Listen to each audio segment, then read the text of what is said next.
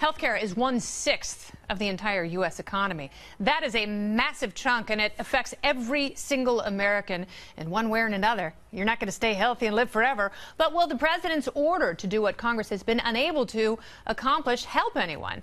Well, joining me now, it's North Carolina Congressman and Chairman of the Freedom Caucus, Mark Meadows. Welcome back to the show. Congressman Meadows, nice to see you. It's great to be with you, Kennedy. Thanks so much. So, as I said, I'm not a big fan of executive orders. I didn't appreciate it when President Obama ruled by executive fiat. And I don't think that we should be hypocritical and accept executive orders from this party and this president either. Why can't Congress get together and pass a very simple law doing what this executive order does? Well, we've fumbled twice, and I agree with you, Kennedy. We can't be hypocritical on this, and yet what we see under the Obamacare statute, it gives the Secretary of HHS, indeed the President, very wide latitude in setting up rules that go along with that. And so what President Obama set up as a rule, we've got actually President Trump setting up a rule that will lower premiums. And I agree. We've got to get to work. We've fumbled twice. Yeah. It's time that we come back and we actually get this done, codified in law. You were exactly right in your monologue. We've got to make sure that we deliver. And the American people are frustrated. Quite frankly, I'm frustrated. And when we look at that, we've got to put real pressure on the Senate. But what we'll start to see with this association health plans, not only will we get lower premiums, but indeed we'll start to allow the free markets to take effect.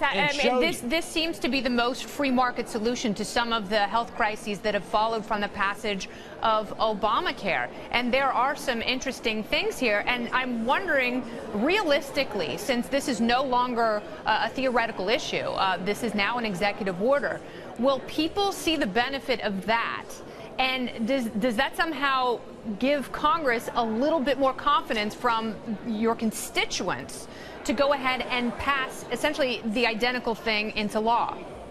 Well, I think it will, and here's one of the things that you have happening. Once the free market takes place, once we see lower premiums for a lot of those people that you were talking about, the hardworking American taxpayer, all of a sudden the pressure becomes, well, if we can do this in a small way, why don't we do it in a much bigger way and codify it into law? I know I have a conversation with our insurance commissioner back in North Carolina later today. That's one of my questions. The individual insurance commissioners from states like North Carolina and certainly like California, they have to be very nervous and giving you pushback on selling insurance across state lines, because a product from the southeastern United States is going to look very different going somewhere like the Pacific Northwest. How do you allay their fears and explain to them the utility of this?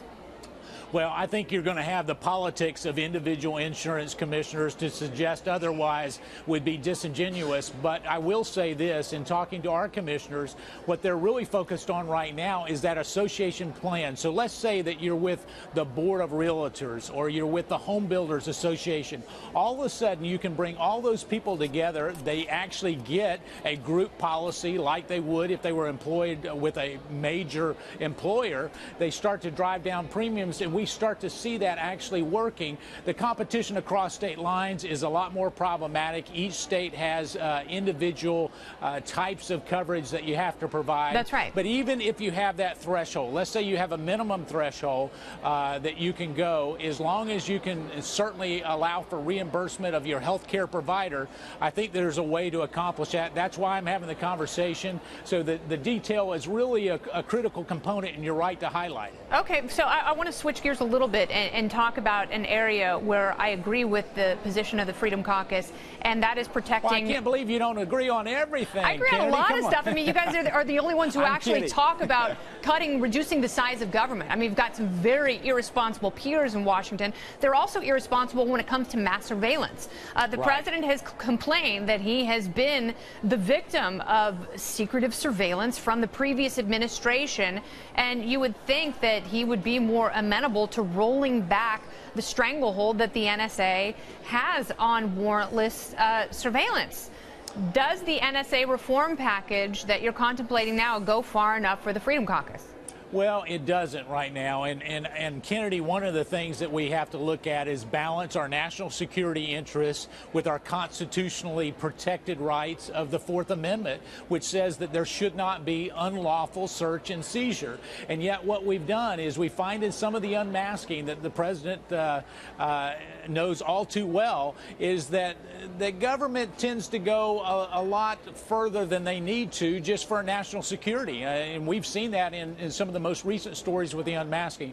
So members of the Freedom Caucus believe that what we have to do is protect those constitutional Fourth Amendment rights. That's right. To make sure that privacy is protected, and yet at the same time find a way, a tool to make sure that we can go after the bad guys. Right now we're not there. There's some who saying we need to have more open surveillance. There are some who say no surveillance at all. I think there is a happy medium, but we're engaged in that in a real way, and we believe that we'll have a debate. There are currently not enough votes to pass some of the legislation that's being proposed, and so we'll have a real dialogue within the coming weeks. I hope there is a dialogue, and I know this always creates strange coalitions within the House and Senate because you tend to align yourself with some progressives on this issue, and don't be afraid of that. Things have become so fractured and so politicized.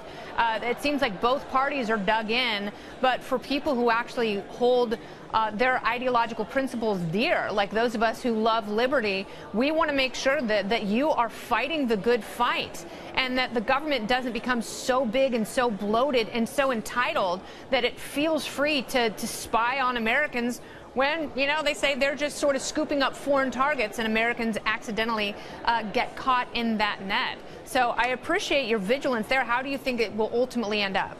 Well, I think you do get that unusual coalition. I can tell you that I'm on the right. Obviously, we've got a number of progressives who have joined with us to say, listen, we may not have the same reasons for supporting different types of legislation, but on this, we believe that it's important to adhere to the Constitution and make sure it's protected. And so, as you know, it does make for strange bedfellows, but I will say that I'm refreshed in the type of dialogue that's going on. So even some that may not be as reform-minded on this FISA surveillance issue, they're willing to engage primarily because they don't have the votes. So hopefully what we'll do is allow a real debate to happen in 2 weeks, over the next 2 to 4 weeks, before we come up with a reauthorization and get the bill right. I hope you come up with a win. I know that you will have a lot on your plate. And,